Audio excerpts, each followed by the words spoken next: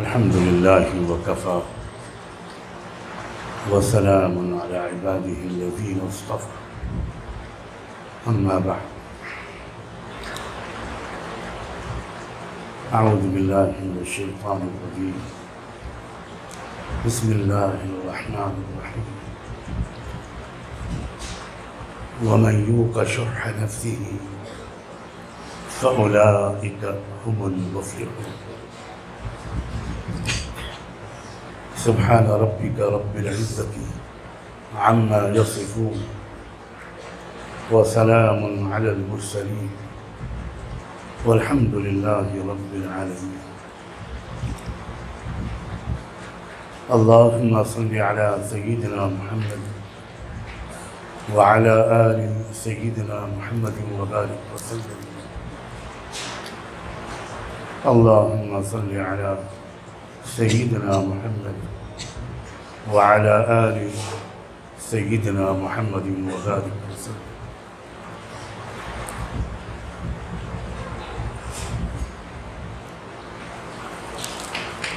ومن يوق شح نفسه فأولئك هم المفلحون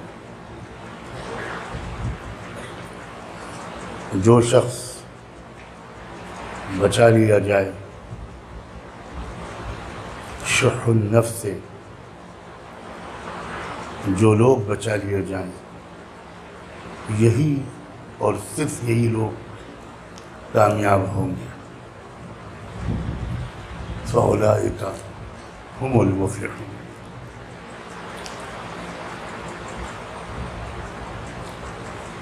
شح النفس کسے کہتے ہیں؟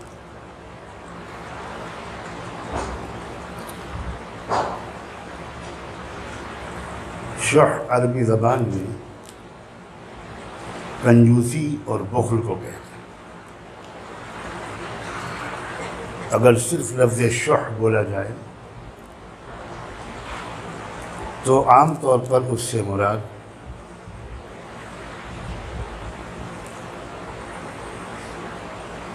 مال کے خرچ کرنے میں کنجوسی،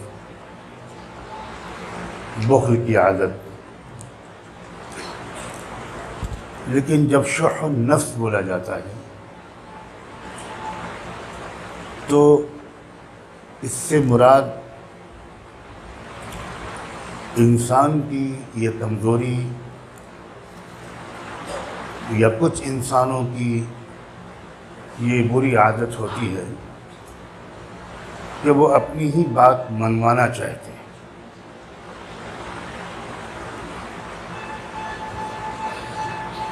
ان کے مزاج میں ضد ہوتی ہے، انانیت ہوتی ہے، غرور اور تکبر کا اثر ہوتا ہے،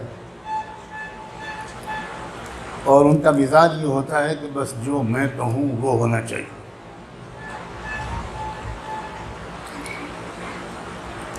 یہاں تک کہ جو ماں باپ کہیں وہ بھی نہیں، جو میں کہوں وہ ہونا چاہیے۔ جو استاد کہے وہ بھی نہیں، جو میں کہوں وہ ہونا چاہیے۔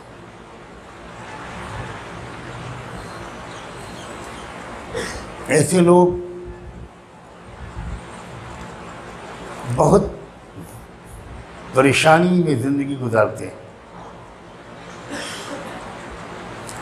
ایسے لوگ کسی ایک کے ساتھ ایک کمرے میں رہ بھی نہیں پاتے۔ ایسے لوگ ایک مکان میں چند دن سے زیادہ رہ نہیں سکتے، ان میں بہت جلدی آپس میں جھگڑا ہو جاتا ہے۔ اگر میاں بیوی دونوں اس بیماری میں مبتلا ہوتے ہیں، دونوں کا یہ مزاج ہوتا ہے کہ میری بات چلنی چاہیے، یا دونوں میں سے کسی ایک کا مزاج یہ ہوتا ہے کہ میری بات چلنی چاہیے، میری بات مانی جانی چاہیے، ایسے میاں بیوی میں بہت دن تک رشتہ قائم نہیں رہ پاتا، روز جھگڑے ہوتے ہیں۔ اور وہ جھگڑے اکثر طلاق تک، مار پیٹ تک، یہاں تک کہ قتل تک پہنچا دیتے ہیں۔ اور یہ بہت غور کرنے کی بات ہے، خاص طور پر ہمارے علماء اور طلباء کے لیے، کہ یہ آیت اللہ نے کن آیتوں کے بیچ میں اتاری۔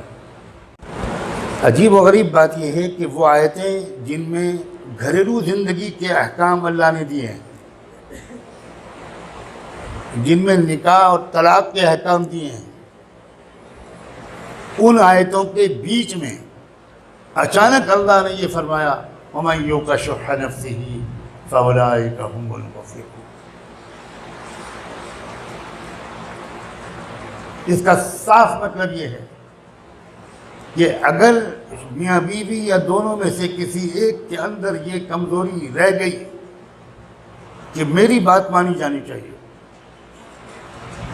تو یہی جھگڑے کی اصل جڑ ہے۔ اور اللہ تعالیٰ ایک بات فرماتے ہیں تو عام انداز سے فرماتے ہیں، خالی میاں بیوی تک محدود نہیں رہے گی یہ بات، کیونکہ اللہ نے تو بالکل عام کیا ہے وَمَن يُوقَ شُحَّ نَفْسِهِ، جس کے اندر اپنی ہی بات کو منوانے کی عادت نہیں ہوگی، ضد اور ہٹ دھرمی نہیں ہوگی، انانیت نہیں ہوگی، وہی بس کامیاب ہوگا۔ یہ قرآن کا انداز ہے۔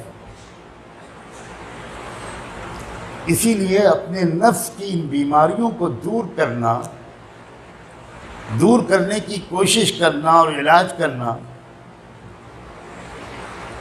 یہ صرف مرنے کے بعد کی ضرورت نہیں ہے، یہ صرف آخرت کی ضرورت نہیں ہے، یہ صرف مرنے کے بعد کام آنے والی چیز نہیں ہے، اس کی پہلے ضرورت ہم کو اس دنیا میں۔ جب یہ الفاظ بولے جاتے ہیں کہ رذائل کی اصلاح، رذائل کو دور کرنا، نفس کی بیماریوں کا علاج، تو لوگ کہتے ہیں یہ تصوف ہے، اور ہم جوانوں کو تصوف کی کوئی ضرورت نہیں۔ جب ہمارے منہ میں دانت بھی نہیں رہیں گے اور پیٹ میں آنت بھی نہیں رہے گی، تب تصوف کی طرف جائیں گے۔ نفس کی اصلاح پہلے اس وقت دنیا میں کام آئے گی۔ اچھے تاجر بنو گے جب نفس پاک ہوگا، اچھے شوہر بنو گے جب نفس ان برائیوں سے پاک ہوگا، اچھے باپ بنو گے، اچھی اولاد بنو گے جب نفس ان چیزوں سے پاک ہوگا۔ ذرا سی الفاظ کی تبدیلی سے لوگوں کا ذہن کہاں سے کہاں چلا جاتا ہے۔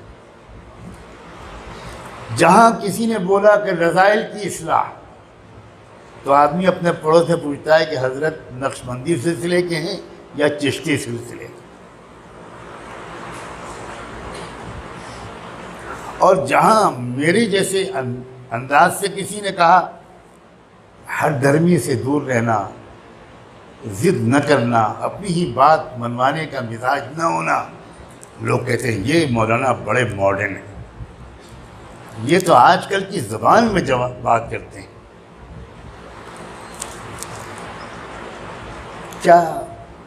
کیا لوگوں کی عقل ہے، کیا ہو گیا ہے؟ نفس کی بیماریوں کو دور کرنا سب سے پہلے دنیا میں کام آئے گا، اس کی ہم کو آج ضرورت ہے۔ آج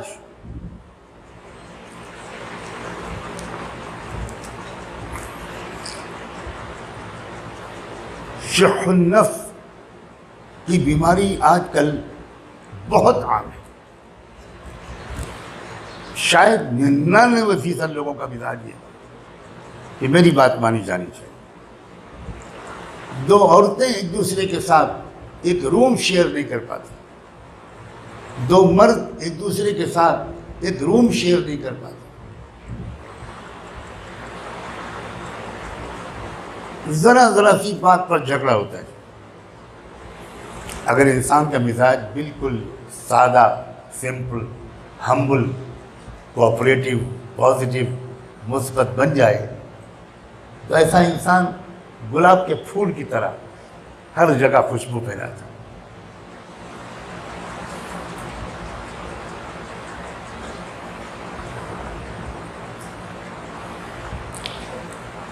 ہر انسان کو اپنی کمزوریوں پر نظر رکھنی چاہیے۔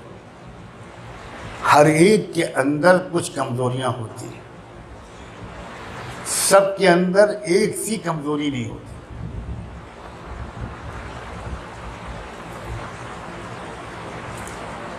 بعض لوگوں میں اپنی ہی بات منوانے کی ضد نہیں ہوتی، مگر اور کچھ برائیاں ہوتی اور کچھ بری عادتیں ہوتی۔ لالچ کی بیماری، زیادہ دولت اور مال کی تمنا،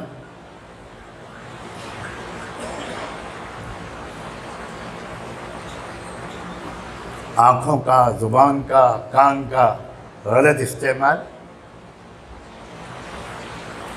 وقت ضائع کرنے کی بیماری،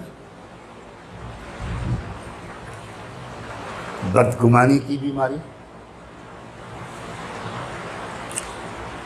ایسی بری عادت ہے بدگمانی کی، اللہ کی پناہ، کہ دور بیٹھے ہوئے اگر دو لوگوں کو آپس میں بات کرتا ہوا بدگمانی کا مریض دیکھتا ہے تو وہ یہ سوچتا ہے یقیناً یہ میرے بارے میں کچھ بات کر رہے ہیں، یہ میرے خلاف کچھ سازش کر رہے ہیں۔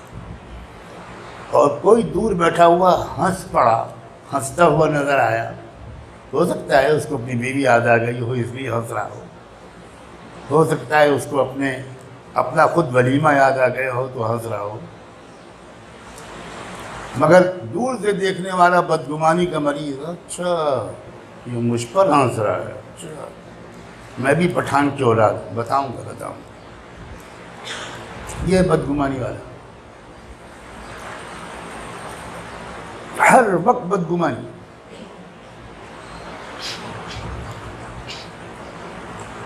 یہی چیزیں ہیں جن کو دور کرنا ہے بھائی۔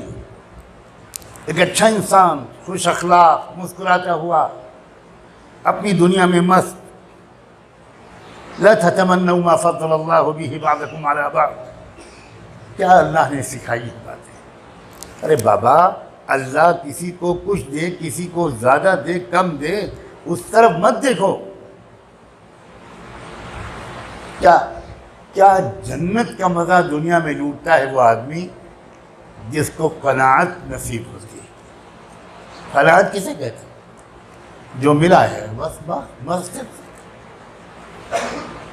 جس میں قناعت ہوتی ہے وہ انہی چیزوں کو یاد کر کے انجوائے کرتا ہے۔ آپ لوگ ذرا پڑھے لکھے ہو نا، تو ہم بھی ذرا 2-3 لفظ پڑھے لکھوں والے بول دیتے ہیں کبھی کبھی، اگرچہ ہم زیادہ قابل نہیں ہیں۔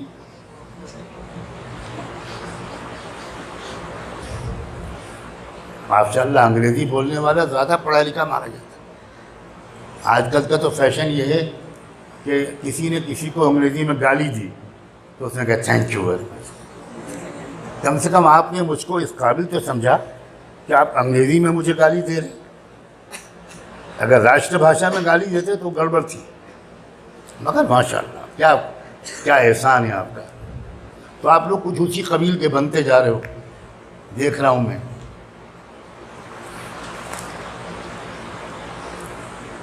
اور آپ لوگ کہو گے کہ عجیب مصیبت ہے، ہم لوگ انگریزی بولے تو آپ کو اعتراض، اور انگریزی نہ بولے تو آپ کو اعتراض۔ ہم لوگ اگر سائنس اور میتھ میں اچھے نمبر لائیں تو آپ کو اعتراض، اور نہ لائیں تو آپ کو اعتراض۔ جی ہاں، میں بھی ڈرائیور ہوں، یوں یوں یوں یوں، ڈرائیور ہمیشہ یوں نہیں چلتا، ادھر کو کھسکو گے ادھر کو لاؤں گا، ادھر کو کھسکو گے ادھر کو لاؤں گا، اس لیے کہ تم کو بننا ہے امت وسط کے رہبر، تم کو بننا ہے عربی زبان کا ادیب، تم کو بننا ہے اردو کا زبردست ادیب، اور تم کو انگریزی کا زبردست ادیب، رائٹر، مصنف اور مقرر بننا ہے۔ کہو انشاءاللہ۔ کیا ناشتہ نہیں ملا کیا؟ مجھے تو خبر ملتی بڑا موٹا موٹا ناشتہ ملا ہے۔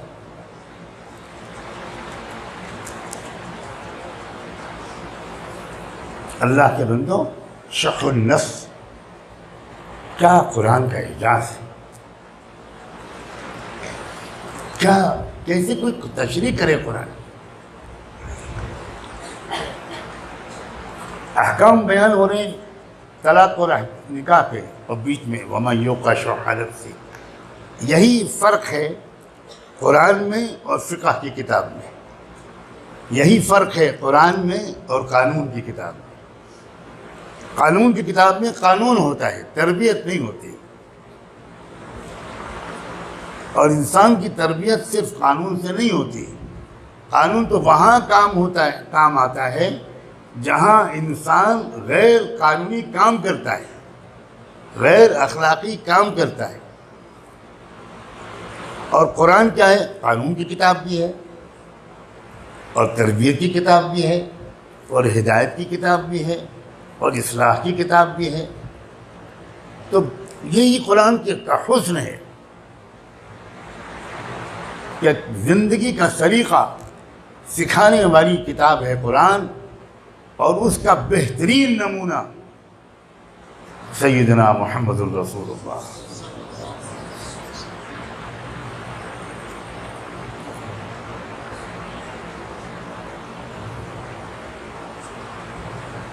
ایک شخص سے اللہ کے رسول کو ادھار لینا پڑا۔ ایک یہودی مہاجن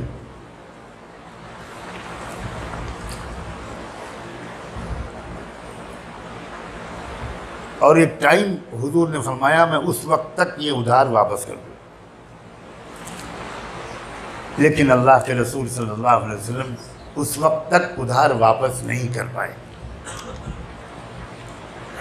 وہ یہودی آیا اور اس نے کہا کہ آپ نے وعدہ کیا تھا لائیے واپس۔ تو آپ نے بہت معذرت کی کہ بھائی میں واقعی اس وقت ادا نہیں کر پا رہا ہوں، تھوڑی سی مہلت اور دے دو۔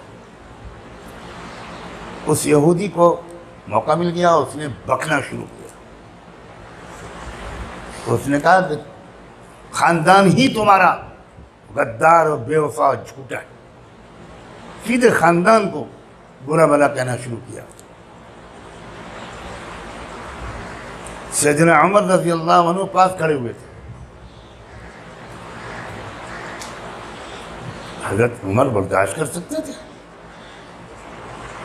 حضرت عمر نے حضور کی طرف دیکھا، فرمایا اللہ کے رسول اجازت دیجیے میں اسی گردن مار دوں، بےہودہ کہیں کا۔ جانتے ہو اللہ کے رسول نے کیا کہا؟ کہا عمر تمہیں مجھے نصیحت کرنی چاہیے تھی، وہ اپنا حق مانگ رہا ہے، اس کو اپنا حق مانگنے کا پورا حق ہے۔ اللہ اکبر! یہ ہے شح النفس سے 100% آپ کے نفس کی سلامتی کی روشن مثال۔ کچھ نہیں، کوئی غصہ نہیں آیا، کوئی الٹی حضرت عمر کو نصیحت کیا۔ جس کا یہ چیزیں ہیں اہم اچھا انسان بنانے۔ میں تم کو صوفی نہیں بنانا چاہتا، میں تم کو اچھا انسان بنانا چاہتا۔ سلام ہو حضرت حکیم الامت حضرت اقدس تھانوی رحمۃ اللہ علیہ پر، کیا بات کہہ کر گئے ہیں کہ بھائی کسی کو قطب بننا ہو، غوث بننا ہو، ابدال بننا ہو، کہیں اور جائے، اور اچھا انسان بننا ہو تو میرے پاس آئے۔ اچھا انسان بننا ہو تو میرے پاس آئے۔ اچھا انسان بنو گے تو سب کی آنکھوں تارے بنو گے۔ تمہاری بیویاں ناز کریں گی، ناز کہ میرے شوہر سے بڑھ کر بہترین شوہر دنیا میں کسی عورت کو نہیں ملا۔ اور جس کو اس کی بیوی سرٹیفکیٹ دے دے، ہزاروں مشائخ اس کو خلافت دیں، اس پر شک ہو سکتا ہے، اور جس کی بیوی اس کو سند دے دے وہ تو بس اب نبوت ہی کا درجہ باقی ہے۔ ورنہ شیخ چلی کی بیوی کا قصہ تو مشہور ہے، ہو سکتا ہے تجربہ بھی ہو۔ کچھ لوگوں کو یا آئندہ ہو، شیخ چلی کی بیوی نے ایک دن شیخ چلی سے کہا بڑے بزرگ بنے پھرتے ہو حضرت جی، حضرت جی۔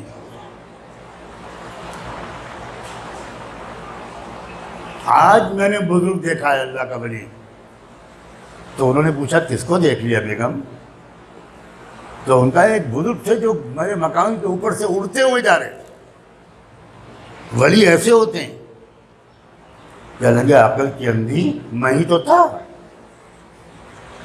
تو کیا بولی؟ تبھی ٹیڑے ٹیڑے اڑ رہے تھے۔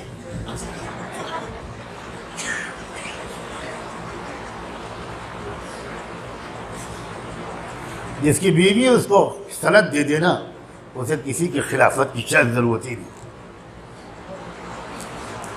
کیونکہ انسان اپنے گھر میں اپنی اوریجنل شکل میں ہوتا ہے۔ باہر تو جبہ قبہ سبھی کچھ ہوتا ہے، لیکن گھر میں اوریجنل شکل میں ہوتا ہے۔ کتنا غصہ ہے جناب میں، یہ تو گھر میں آتا ہے۔ گھر میں آدمی لڑ کر آتا ہے اور دکان پر آئے ہوئے کسٹمر سے سر آئیے آئیے آئیے آئیے آئیے آئیے، کوکا کولا پئیں گے، پیپسی کو پئیں گے۔ ابھی گھر میں بدتمیزی کر رہا تھا، ڈانٹ رہا تھا، اور کسٹمر سے کوکا کولا کی بات کر رہا ہے، جھوٹا کہیں کا۔ جس کے اخلاق تاجرانہ ہیں، یہ کمرشل اخلاق ہے۔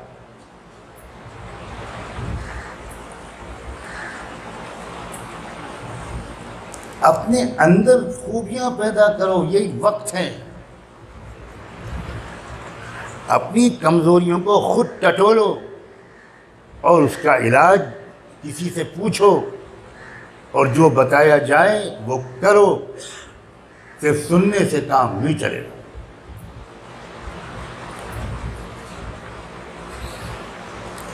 ایسے بھی لوگ ہوتے ہیں کہ 50 سال ساتھ رہتے ہیں، ایک بار بھی جھگڑا نہیں ہوتا، ایک بار بھی جھگڑا نہیں ہوتا۔ اس کی وجہ یہ ہے کہ وہ دونوں کا مزاج ہی ہوتا ہے، یعنی جیسا آپ کہیں وہ کہتا ہے جیسا آپ کہیں۔ دونوں ایک دوسرے کے ساتھ تعاون کرتے ہیں، اپنے کو چھوٹا مانتے ہیں، دوسرے کو بڑا مانتے ہیں، اس کی عزت کرتے ہیں، اس کی پسند کا خیال رکھتے ہیں۔ ساری زندگی خوشگوار گزرتی ہے، اور اس حسن اخلاق کے بعد پھر آخرت میں جنت الفردوس ملتی ہے۔ اتنا کامیاب ہے وہ انسان جس کے دونوں ہاتھ میں لڈو، جس کی دنیاوی زندگی بھی خوشگوار اور جس کی آخرت بھی خوشگوار۔ کتنا کامیاب ہے وہ انسان۔ اسلام صرف آخرت میں کامیاب نہیں کرانا چاہتا، یہ دین کا تصور بالکل غلط ہے، اور آج کل کے نوجوانوں کے سامنے یہ بڑی رکاوٹ ہے، کیونکہ جو لوگ منبر و محراب سے تقریریں کرتے ہیں وہ اس طرح اسلام کو پیش کرتے ہیں کہ وہ مرنے کے بعد ہی کام آئے گا، اور نوجوان کے سامنے ہوتا ہے کیریئر، اس کے سامنے ہوتی ہے اپنی گرل فرینڈ، اس کو پتہ نہیں کن کن چیزوں کا انتظار ہوتا ہے۔ میں تمہارے دل کی باتیں کہوں نا تو ادھر کو منہ کر کے بیٹھو گے، میری طرف دیکھ نہیں پاؤ گے۔ میں بھی ماں کے پیٹ سے بوڑھا تو نہیں پیدا ہوا تھا،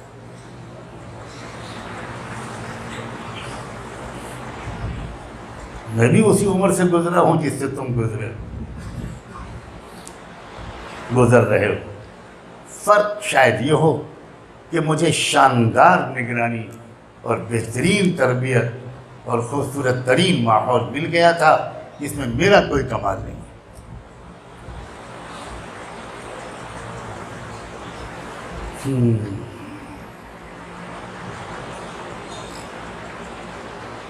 یہ وقت ہے شاندار اپنی اپنی کمزوریوں کو دور کرنے۔ سب لوگ اپنی اپنی کمزوریوں پر خود نظر رکھیں۔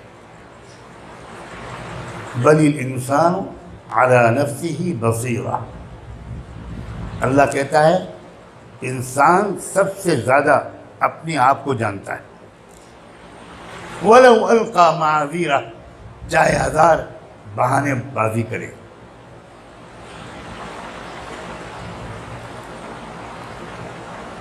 کوئی دودھ کا دھلا ہوا نہیں ہے اور کوئی پیدائشی جہنمی نہیں، بالکل نہیں۔ ہر ایک کے اندر بہت اچھا انسان بننے کی صلاحیت موجود ہے، ہر ایک کے اندر۔ کچھ لوگ جو اپنی اس صلاحیت کو پہچان کر رہنمائی لے لیتے ہیں، ٹریننگ لے لیتے ہیں، تربیت لے لیتے ہیں اور عمل کرتے ہیں، وہ چمک جاتے ہیں۔ جو اپنی ان کمزوریوں پر نظر نہیں رکھتے یا باوجود رہنمائی کے عمل نہیں کرتے، بعد میں پچھتاتے ہیں کہ میں نے جو قیمتی وقت تھا وہ گنوا دیا۔ مجھے بہت امید ہے کہ تم لوگ سب اچھے انسان بنو، اچھے انسان، پلیز یہ بات یاد رکھنا، اچھا انسان۔ بس اس وقت جو کمی ہے نا، مقرروں کی کمی نہیں، مصنفوں کی بھی کمی نہیں، کتب خانے کے کتب خانے بھرے ہوئے، روز نئی کتابیں چھپ رہی ہیں، لیکن کمی کس چیز کی ہے؟ اچھے انسان، اچھا انسان۔ حضرت سعدی کے بارے میں شاید یہ قصہ ہے کہ وہ چراغ لے کے اور کچھ ڈھونڈ رہے تھے، دن کی روشنی میں چراغ لے کر ڈھونڈ رہے ہیں۔ تو لوگوں نے پوچھا کہ حضرت یہ دن کے اجالے میں دھوپ نکلی ہوئی ہے، روشنی ہے، آپ چراغ لے کے کیا ڈھونڈ رہے ہیں؟ کہنے لگے ایک انسان ڈھونڈ رہا ہوں، سمجھے؟ ایک انسان۔ اورنگزیب جس کوٹھری میں تہجد پڑھتے تھے، اعتکاف کرتے تھے اور چیخیں مار مار کر رو کر دعا کرتے تھے، دہاڑے مارتے، کسی کو اندر آنے کی اجازت نہیں تھی۔ ان کا ایک خادم خاص تھا جو باہر کھڑا رہتا تھا اور وہ بھی دعاؤں کا جو اس کے کان میں آواز پڑتی آمین کہتا تھا۔ لیکن ایک دن اس سے رہا نہیں گیا، جب اورنگزیب بری طرح ہچکیاں لے کر رو رہے تھے تو اس نے کوٹری کا دروازہ کھول کے وہ اندر داخل ہوا اور دیکھا کہ سجدے میں پڑے ہیں اور بلک رہے ہیں، رو رہے ہیں، تڑپ رہے ہیں، اٹھتے ہیں، پھر ہاتھ پھیلا کے دعا مانگتے ہیں، پھر سجدے میں گر جاتے ہیں۔ اس سے رہا نہ گیا، جب سجدے سے سر اٹھایا تو اس نے اورنگزیب سے کہا کہ شہنشاہ یہ معظم جہاں پناہ، میرے ماں باپ آپ کا قربان ہوں، آپ کیا مانگ رہے ہیں اللہ سے؟ سب کچھ تو اللہ نے آپ کو دیا۔ تو کیا جواب دیا انہوں نے؟ کہا مرد میخواہم، اللہ سے ایک انسان مانگ رہا ہوں، وہ انسان جو بھارت، بنگلہ دیش، پاکستان، افغانستان، نیپال، برما، سری لنکا سب پر اکیلا حکومت کر رہا تھا، وہ کہہ رہا ہے اللہ سے ایک انسان مانگ رہا ہوں، کروڑوں کی رعایا کا بادشاہ، اللہ سے ایک آدمی مانگ رہا ہوں۔ اور اورنگزیب کو وہ آدمی جو وہ مانگ رہے تھے وہ نہیں ملا اور مغل سلطنت کی عمارت بالکل ڈھیر ہو گئی، اس لیے کہ وہ انسان جو وہ مانگ رہے تھے وہ ان کو نہیں ملا۔ اچھے انسان کی یہ حیثیت ہے، یہ اہمیت ہے، یہ قیمت ہے۔ اچھا انسان وہ نہیں ہے کہ جس کے پاس کار ہو، اچھا انسان وہ نہیں ہے، ضروری نہیں ہے کہ وہ اچھا ہو جس کے پاس بنگلہ ہو۔ اچھا انسان وہ ہے جس کا کیریکٹر اچھا ہو، جس کی تمنائیں اچھی ہو، جس کا جنازہ جب نکلے تو ہزاروں بیوائیں روئیں، ہزاروں یتیم ہچکیاں لیں، ہزاروں غریب محتاج کہے کہ ہمارے گھر میں رات کے اندھیرے میں غلہ کون پہنچائے گا۔ یہ ہے اچھا انسان۔ وہ آدمی اچھا انسان نہیں ہے کہ چاہے وزیر اعظم ہو، چاہے صدر جمہوریہ ہو، چاہے ارب پتی ہو، چاہے کھرب پتی ہو، جس دن وہ مرے تو دنیا کے کمزور، مظلوم اور غریب کہیں جہنم رسید ہوا، خس کم جہاں پاک خدا کا شکر ہے یہ ملعون یہاں سے گیا۔ اچھے انسان بنو۔ امید ہے کہ انشاءاللہ آپ سب کے اندر یہ تمنا ہوگی، بار بار یہ بات یاد دلانے سے یا وقتاً فوقتاً یاد دلانے سے یہ تمنا تازہ ہوتی ہے، اور انسان کی زندگی کی شاہ کلید، اس کی ماسٹر کی، اس کی تمناؤں کے قبلے کا درست ہونا ہے۔ جس کی تمنائیں ٹھیک ہو گئیں اس کی زندگی ٹھیک ہو گئی۔ اللہ تعالیٰ عمل کی توفیق عطا فرمائے۔